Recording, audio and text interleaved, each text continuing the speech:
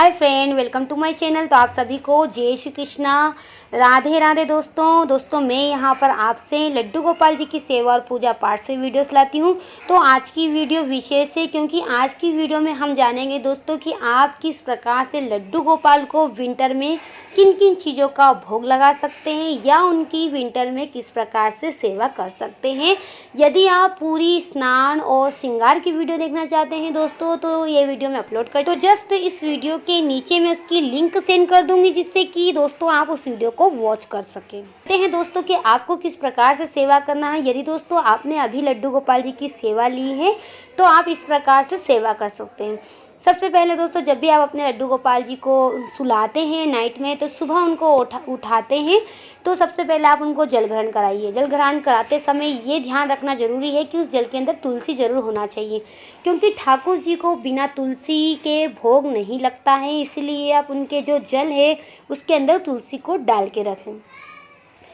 जैसे ही आप लड्डू गोपाल जी को उठाते हैं फिर उनको जल ग्रहण करा दीजिए। उसके बाद में जल ग्रहण कराने के बाद में आप जहाँ पर उनको बेड पे सुलाते हैं या उनको खाट पे सुलाते हैं फिर वहाँ से उनको उठाकर जहाँ भी उनका आसन है वहाँ बिठा दीजिए। फिर आप उनको दूध ग्रहण कराएं। दूध में भी आपको तुलसी ज़रूर रखना है। तुलसी का विशेष कर ध्यान रखें। आप तुलसी को आप एक स्टोर करके रखें जिससे कि आप हमेशा उनके भोग में उसको यूज़ कर सकें।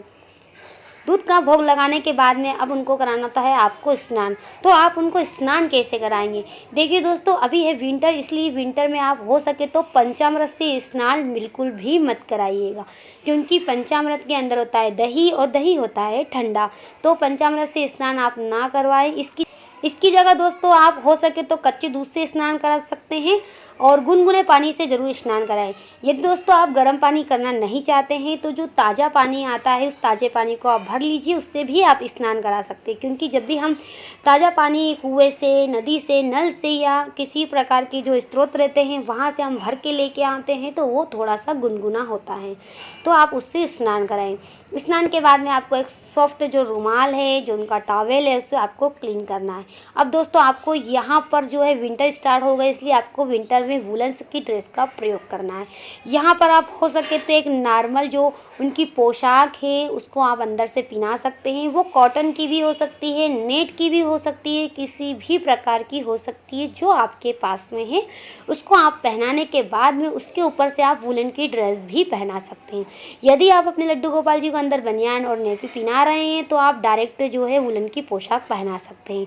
यदि आप उन लड्डू गोपाल जी को अंदर बनियान नहीं पहनाते हैं या आपके यहाँ जहाँ आप रहते हैं वहाँ ज़्यादा ठंड पड़ती है तो आप उनको अंदर एक पोशाक पहनाने के बाद उसके ऊपर से आप वुलन की ड्रेस पहना सकते हैं।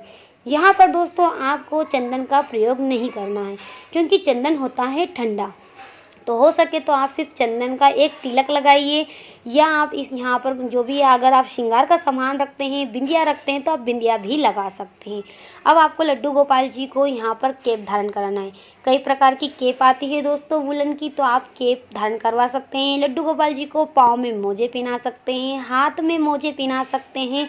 और विशेष कर ध्यान रखें दोस्तों कि विंटर में आप कम से कम ज्वेलरी का प्रयोग करें क्योंकि ज्वेलरी होती है ठंडी।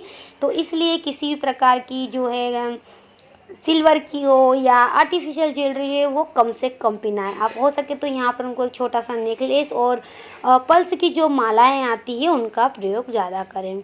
अब आता है दोस्तों लड्डू गोपाल जी को भोग। तो भोग में आप जो है सीजन के फ्रूट्स आते हैं वो लगा सकते हैं। जो भी आपके घर में गर्म पदार्थ बनते हैं उसका आप भोग लगा सकते हैं। केसर दूध आप लड्डू गोपाल जी को दे सकते हैं। बस आपको विशेष कर ये ध्यान रखना है कि जब भी आप भोग लगाएं लहसुन और प्याज का प्रयोग ना करें। यदि आपके यहाँ इस प्रकार की चीज़ें प्रयोग होती है जो तामसिक चीज़ों में आती है, सात्विक नहीं है, तो आप उनके लिए सात्विक भोजन बनाकर उसका भोग जरूर लगाएं। रात्रि में किस प्रकार से विश्राम कराना है दोस्तों, यहाँ पर आपने भोजन करा दिया है। शाम के समय आप उनको दूध, ड्राई फ्रूट्स वगैरह दे दीजिए। फिर शाम को आप उनको जो है खाने का भोग लगाकर विश्राम करा दीजिए। विश्राम किस प्रकार से कराना है दोस्तों, तो विश्राम कराते समय आप यहाँ पर लड्डू गोपाल जी की मालिश कर सकते हैं। मालिश करने के बाद में आप जो है उन्हें वापस से ड्रेस वगैरह पहना दीजिए। अच्छे टोपी वगैरह पहना के उनको बिल्कुल लाड़ लड़ा के आप चाहे तो यहाँ पर लोरी गा सकते हैं। अगर आपको कोई लोरी नहीं आती है तो आप यहाँ पर भजन गा सकते हैं और उनको सुला सकते हैं।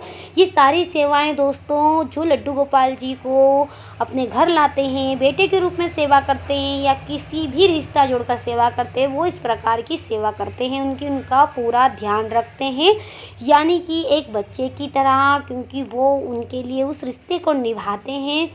दोस्तों भगवान कभी भी किसी भी चीज़ के लिए हमसे अनुरोध नहीं करते हैं, ये सिर्फ हमारा भाव है, हमारा प्रेम है। जैसा हम उनसे प्रेम रखते हैं वैसे ही उनका रूप हो जाता है और वैसे ही वो हमें दर्शन देते हैं। तो आशा करती हूँ आपको ये वीडियो अच्छी लगी होगी। तो मिलती हूँ आपसे एक नई वीडियो के साथ में। जब तक जय श्री कृष्णा, राधे राधे।